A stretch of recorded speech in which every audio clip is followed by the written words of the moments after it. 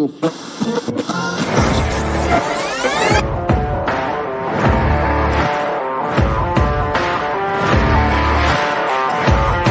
great, but being different for the sake of being different, I'm not a big fan of, right? If you just want to be different for the sake technology of it. But increased, I would hide behind it. And you start to hear some of their challenges, and yes. Because it speaks to the core of who you are and what drives you forward. Because what makes you different is what drives you.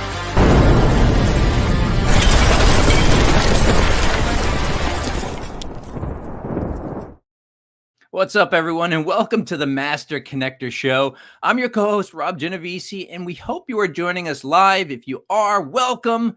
And if you're not, catch us on the replay, because after this, it's going to go out on Spotify and Apple Podcasts, Apple, whatever it's called. So you can catch the recording there. But listen, we want you to join us every week live, Wednesday, 1 p.m. Eastern time, because when you're here live, you actually get to engage with us, engage with our guests, engage with each other, because again, it is the Master Connector Show. We want you to be connecting with people. That's the name of the game. You know, if we want you to actually be bookmarking the show every single week, because you don't want to miss a single episode. But listen, if you absolutely cannot make it, we understand you're busy, you're building your thing, right? Go to masterconnector.show. We have a roster of people booked out through the end of the year into next year, and you can catch a list of the next 6 or 8 or 10 shows we got coming up. And if there's a guest that you absolutely must hear, you can bookmark that day. You can tune in, be with us, and ask questions. The beauty of this is you get to get your question answered. I learned coming through the ranks of business because I didn't really ask many questions. And if you don't ask questions, you don't get the information you need. And I would go away from talks and meetings and be like, man, I still don't understand. But as soon as I started asking questions, I closed that gap in my knowledge. I got one more thing I needed to put the puzzle of success together. So make sure you go ahead and do that. And listen, Steve and I, we go back 27 years, 2 introverts, 2 former shy guys who overcame being shy to learn how to connect with people, truly connect, relationships, building something where you leverage other people and they can leverage you in an environment that's all positive, win-win, helping to advance your success and your opportunities. So listen, we want you to be connecting, but he is the master connector. Let's bring on Mr. Steve Spiro. What's up, Steve? What's up, Robbie G? How you doing? Good. Great to see you as always. Excited to be on here with you. Yeah, it's what a crazy day today. And it was crazy, in a few ways. Maybe we'll get into that as the show comes on. Yeah. But I appreciate you, sir. I know you got a new book coming out. So excited for you. I know there's some news on my side, but just appreciate you big time. I've got an author in the house with me now. And right next to me, everybody, is a brand new, newly minted, about to be TEDx speaker. So congrats, Steve, on that. Great news all around. I appreciate it. What's going on, everyone? Steve Spiro, the Master Connector, coming at you live and direct. Yeah, listen, I don't know about you. Maybe you haven't experienced tragedy in your life. And what if the hardest chapters in your life were actually preparing you for the greatest victory? Ponder that for a moment, right? Now, again, it may not be tragedy, but we all have adversity, right? And I love the book, Master Key to Riches, Think You Grow Rich, both by Napoleon Hill. Talks about in every adversity lies a seed of equal or greater benefit. And, we've all had them. And I certainly have had my share. And this is not me airing my dirty laundry or just, talking negative. But honestly, I was bullied as a kid. But you know what? That bullying that happened to me, which I don't know if it was tragic, but it definitely affected my self-esteem. But think about it. A bully, I was motivated to go on to get my double black belt. I got a 4th degree in karate, black belt in karate, and a 1st degree in jiu-jitsu. And, I don't know if I would have went on to get the black belts if it wasn't for being bullied, right? And picked on as a kid. And, I remember, fighting in class, fighting a lot of guys that were way bigger and way stronger than I. And I'm thinking, I was visualizing in my mind those bullies, if you will, that picked on me as a kid. And I used that as an anger to kind of fire me up and keep me going through the adversities and the challenges, right? And, learning disabled dyslexic, a bit of, when I'm read out loud, I tend to stutter. And at least back in the day, especially. And I remember, being in class and, teacher asks you to, stand up and read a little verse or something. And I remember stuttering and my face turned beet red, and, with that experience. And now being a public speaker, inspirational, motivational speaker. And as Rob said, now we'll be a TEDx speaker officially in January 10th I'll be speaking in Houston. So if you're anywhere near, little plug, come see me on the 10th in Houston. It's gonna be great. TEDx Third Ward I put a lot on social media about it and on LinkedIn. But yeah, listen, I think all of these things, all of these factors that happen to us, right? Even in the martial arts, I remember getting my nose busted big time. At one point, my nose was over to the side of my face. It was that bad. But I used that as a stepping stone, sort of a foundation to grow and to get better and to learn, okay, what happened there, I need to know and maybe try some different techniques. And in that situation, my sensei, who was about 300 pounds, 6'5", big guy, super fast, I learned not to block his roundhouse kick by ducking into his knee, if you know what I mean. It was just a terrible move. So I learned how to deal with that kind of stuff, right? So it's just, listen, I think, go into this again. If you've had tragedy, and, you're going to hear some crazy stuff from AnneMoss, but if you've been through it or not, we all have our challenges. Remember that there is a light in the end of the tunnel. There's a better side coming. I believe you just stick with it, stay steady, and kind of keep moving forward. Try, the lightness can't exist in the dark. I mean, and darkness doesn't exist in the light. So if you kind of step out a little bit, you're in that dark place, the darkness will start to go away because that light will just shine bright. So appreciate you. If you're ready to have my man Rob G introduce our incredible guest, type in the comments. Let's go, Robbie G. All right, let's go, everybody. AnneMoss Rogers is a TEDx speaker, trained mental health speaker, and author. After losing her son to suicide, she transitioned from owning a digital marketing firm to keynoting and training on mental health in workplaces, schools, and conferences.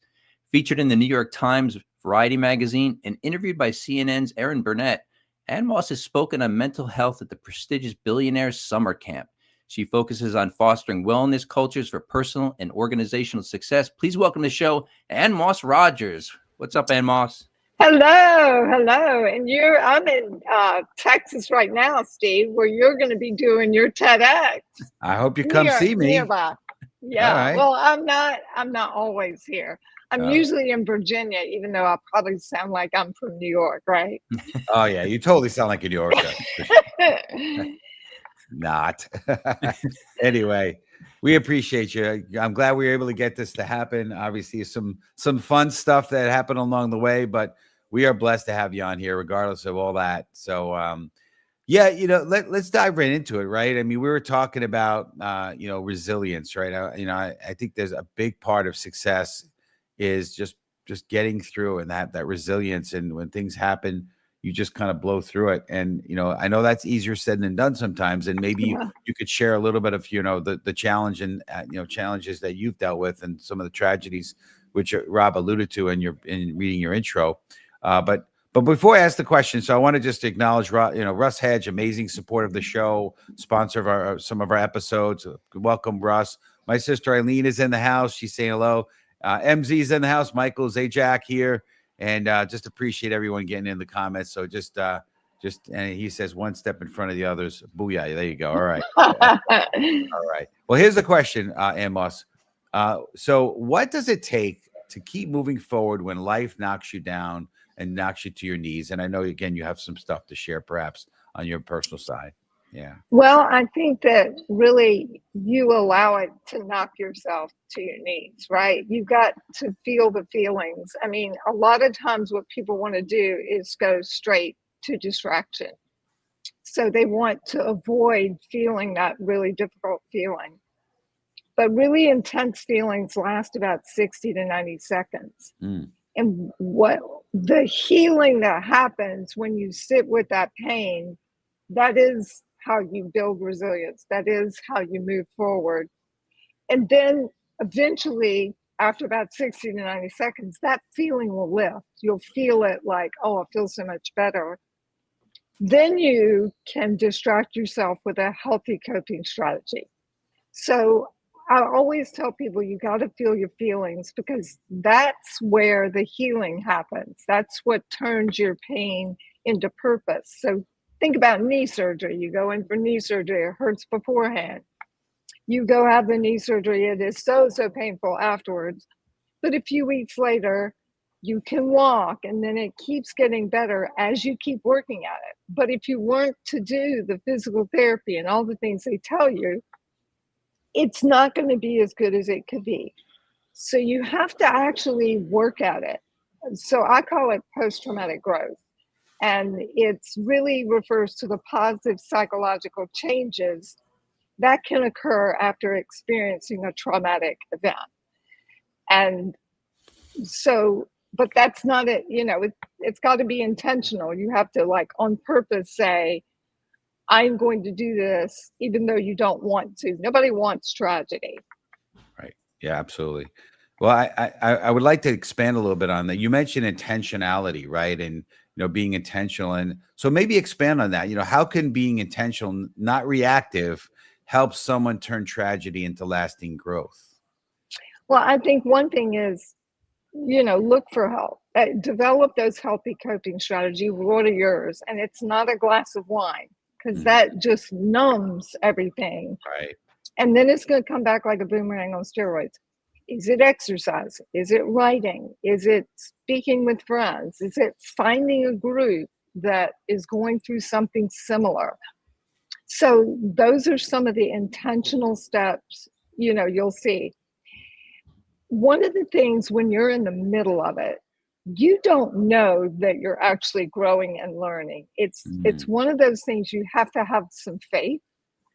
And that's that intention piece, is just knowing that if I do these things, if I go to groups, if I run and I write and I find other healthy coping strategies, that eventually I'll sort of rejoin life and I can move forward in a more normal way. But that's okay to carry that wound with you and integrate it into your life, and not like leave it behind, because it is one of your battle scars. It is something that happened to you, and that's important to remember. Yeah, when we talk about intention, I mean, as soon as Steve mentioned that word, AnneMoss, I was thinking back last year. It was a bit of a tragic year in my life. I lost my mom in January. My dad, who was otherwise healthy, died suddenly 4 months later because broken heart. 3 months after that, I lost my uncle, his brother. And it was only really, I mean, my wife and I run a few businesses, and I really wanted to keep working. I wasn't distraught in that I wasn't so upset every day. It came and went, but I found that I didn't care enough to do anything. And it's only now, it's roughly a little over a year and a half later, I'm just starting to feel like I'm excited about, doing my work again. And is that a natural thing to just have time go by, even though, like, my intention was good, like I wanted to work, but I was doing barely enough to get by, just didn't care. Yeah, well, I think that's nature's anesthesia, numbness. Where your feelings are numb. I didn't care about anything either, but I kept putting one foot in front of the other and talking to people who had been through this. You're talking about grief and loss. You get up every morning and you don't want to get out of bed. So I had to break it down into little micro steps where, AnneMoss, all you have to do is put your feet on the floor. You don't have to do anything else. Just do that first, and then I'll give you the next step. And that is how I got out of bed. I mean, I didn't want to get out of bed, because when I got out of bed, it meant my son was dead. And when I was asleep, he was alive. And so I just had to give myself steps forward, and also permission to collapse to the floor, curl up in a ball, scream and cry. And then it would lift, and I would find myself with my running shoes on, walking outdoors, not even recognizing how did I get here. So it is really taking that intention. There are things in life you have to do. Yeah. And if you need to, you break it down into micro steps. And another skill I love is ride the wave, whereas no emotion, it starts really big and then it peters out, just like any wave that looks so innocent when it rolls up onto the sand. Yep. So just understanding that it's going to run its course, let it go through that. But that numbness is really common, especially in the first year. Now, you may find that it's almost harder this year, Rob, because there's no more nature's anesthesia. Yeah. You're kind of facing this naked grief all by yourself on your own. And so that's important, just to say, okay, I did learn some skills and now I need to integrate them in part 2 of this grief process, because that is a lot of loss at one time. Yeah. It really is. Yeah. Yeah. I'm so sorry. Thank you. Yeah. Yeah, I mean, and we have a lot of supporters here that are just expressing stuff. I just want to acknowledge. Thank you. Let's see, we got Russ Hedge, who's going through his own struggle stuff going on here, and he says, "Yes, and one step at a time through my cancer journey, I've definitely had days like that for sure." And my sister Eileen, success along with real human experiences, right? Of course, we have Yolanda in the house, our amazing. Incredible member of our community, Yolanda, checking in. So just appreciate everyone here. And it's a tough topic, but it's a necessary one. And I think I can't speak for anyone else, but for me, I have a tendency to block out pain, and the way I cope is I'll often just dive deep into something. I remember when I was going through some major issues, challenges. I wouldn't call them tragedies, but there was pretty close to it. I just dove in and, head first, literally got my all sorts of stitches in the martial arts, right? That was my way of dealing with it, right? And I found that, diving into something that's productive, made me feel better. And again, it got me out. So, but again, sometimes when you're going through stuff, all you want to do is curl in a bowl and not be around people. But definitely try to kind of break through that. And look what Michael says. Okay. So question from Michael. Thank you, Rob. So his question is, how could someone support someone going through something like this? How do you provide support for people going through the tragedy? And thank you, Michael, for doing that, MZ. And anyone else, if you have questions, please put in. That is a great question. And I just published a blog post on how do you sit with somebody in their tragedy, because it is awkward, it is uncomfortable. You can't fix it for them. And you feel like I'm useless. What I want you to know is that your presence matters. You can't fix this, but being there is really important. And I think one of the things that my husband appreciated is somebody called and said, well, I can't fix any of this, but I know your dog needs to be walked. Can I take him on the evening walk for the next 3 nights? I love your dog. And, I love to throw the ball to him. And then somebody else said, I'll come mow the lawn. And then my best friend just showed up one day with a thing of popcorn and said, we're going to watch stupid rom-coms. And if you want to talk about it, that's fine. I'm here to listen. And if you don't, we'll just gorge ourselves and cry together, whatever you want to do. We'll just let it take us, wherever it wants to go.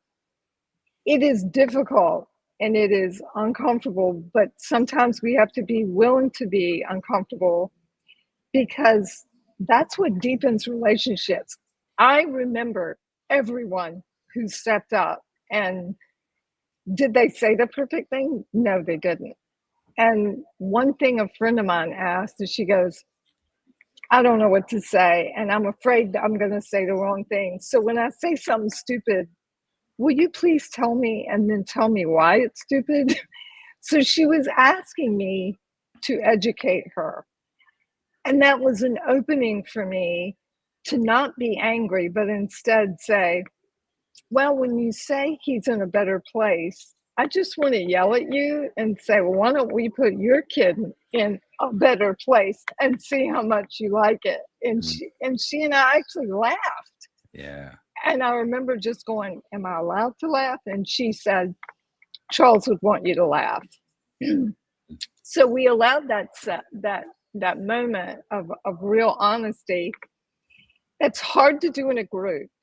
So I would suggest telling that one friend what it is that you're looking for, what kind of support you want. And I actually have a worksheet on this. And then that person can communicate it to other people, because it's lots of times when you're in a really tragic or you're feeling that tsunami of emotions, it's really hard to get it together enough to communicate to a group of people. And it's easier one-on-one and have them, they're all asking you, what can I do? So tell one person and say, could you communicate this to the rest of the group? I love that. Yeah. Yeah. You know, it made me think of another question based on what you just said, AnneMoss, and that's, you know, everybody has, I guess, a period of time or timeline maybe that they have to go through. I don't understand this stuff. It's the first time I experienced, well, second time I experienced tragic loss. You know, Steve and I had a mutual friend who died from brain cancer at 38 years old. That was pretty tragic. And going through it with my parents after that, I'm thinking, how long, or is it okay to enjoy my life and laugh? And what do you say to people who go, how can I go on? How can I enjoy my life, you know, in the wake of this tragedy? What do you say to that? Well, my son would want me to enjoy my life. My son loved to make people laugh. He would want me to laugh. Yeah. And that's what I told myself when I would laugh and catch myself and go, well, he suffered so much. You know, he died by suicide. Why am I laughing? And it's like, he loved to make me laugh. That was his most favorite thing to do. And I needed to honor him by enjoying my life and laughing. And Rob, your parents would want you to do that too. And how long it takes is how long it takes. But I'll tell you, that first year is really difficult because you're facing a lot of the firsts. You know, the first birthday, the first holidays, the first death anniversary, Arbor Day, they're all hard. And then after that, the numbness wears off. So I would say that most people that come in my group, the women, it takes, if they've lost a child, it takes them about 3 years and to really come from underwater. And it takes the men about 6 years. But that's after loss of a child to suicide. So, you know, there are parents that have said, I didn't grieve for 12 years, but I'm grieving now. I drank myself through it, and now I have to start over. So, you know, there really isn't a timeline. And if you're not with that timeline, don't feel like, oh, I'm not as effective or I'm not doing this right. If you're actively looking for groups, looking for ways to cope, reading books, finding what works for you, I know you're going to get through this. I know you're going to learn to build the muscle in your heart and in your back to carry this, to have it be part of the tapestry called life. Yeah.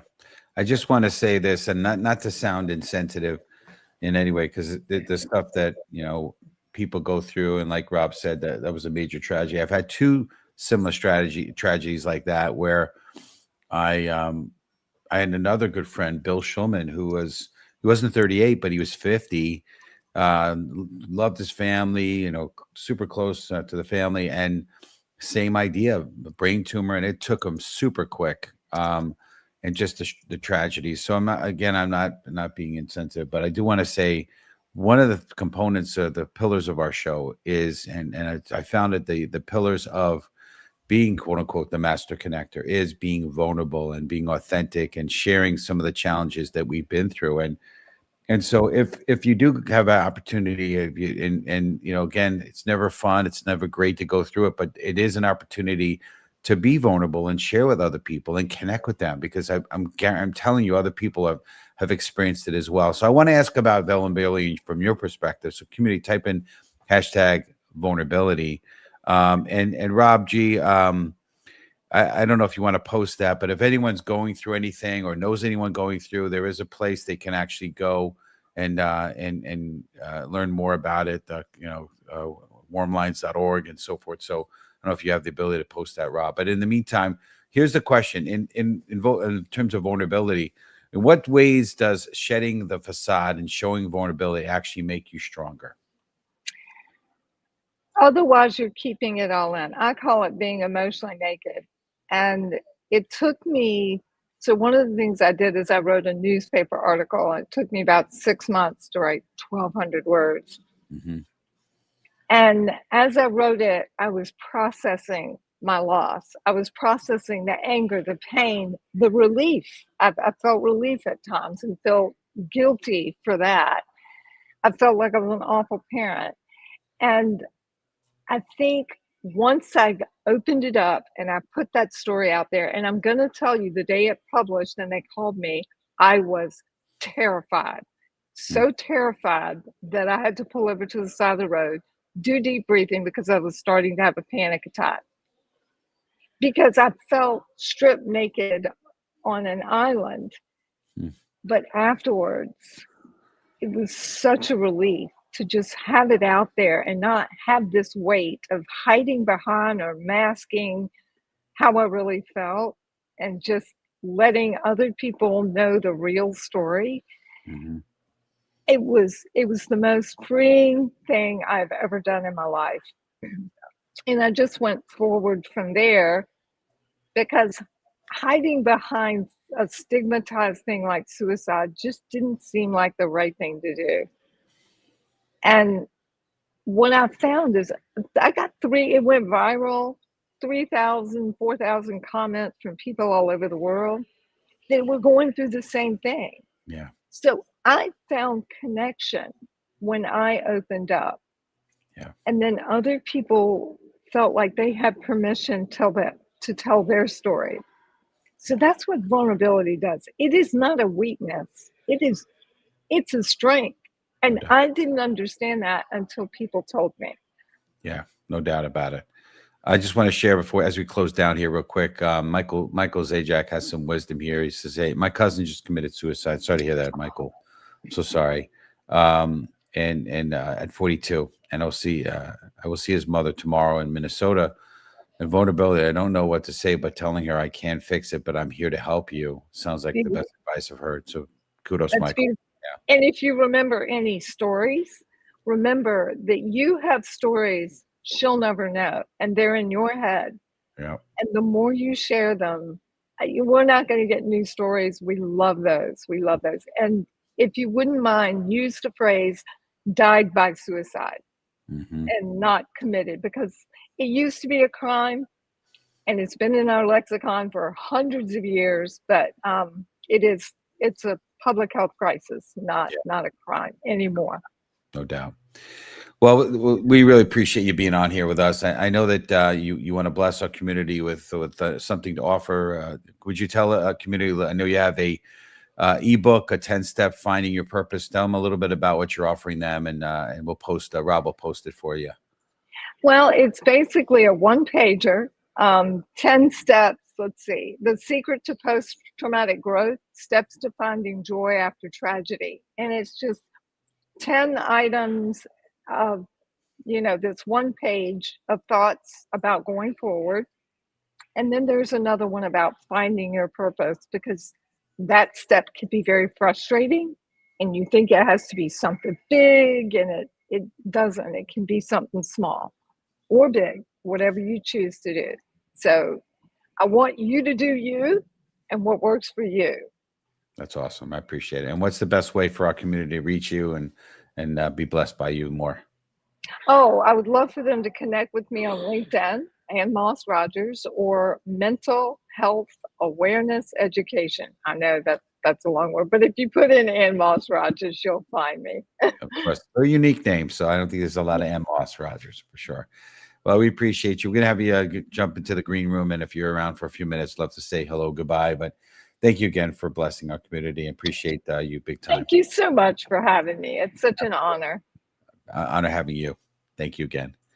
Wow. Okay. Well, yeah. One of those episodes where we just it hits your heart, right? So, but next week, we're going to get a little bit more uplifting. This one, there was some uplifting pieces to this, but this was a hard one, right? Next week, episode 237, November 12th, Shining the Light Through Storytelling with Dr. Elena Fernandez. This could be fun. And if you're interested in learning more about how to sponsor an episode, go to masterconnector.show. Or you want to learn about some of the future episodes, you can also learn how to be a guest on our show, masterconnector.show. And of course, we're on Spotify and Apple Podcasts. Want to check out shows on the replay, but love when you're on here live with us, because then you can get in the comments and connect with each other and post, and your name will be in infamy, I guess is the word, if you are on with us live. But anyway, I want to close with a quick story. After losing his leg in a near fatal motorcycle accident, Nick Vujicic was faced with the choice to give up or rise up. Born without arms or legs, Nick transformed his unimaginable adversity into a global mission, founding Life Without Limbs and becoming one of the world's most sought-after motivational speakers. His story reminds us that tragedy doesn't just define you, or your faith, or your purpose and determination. It's to keep going and to do so, right? And so ultimately, let's keep the faith, folks. Let's persevere through even the hardest times, knowing that those setbacks don't make you who you are, but are part of your story, which will inspire others and ultimately be that beacon of light. God bless. See you next week. And you start to hear some of their challenges, and yes, because it speaks to the core of who you are and what drives you forward. Because what makes you different is what drives you.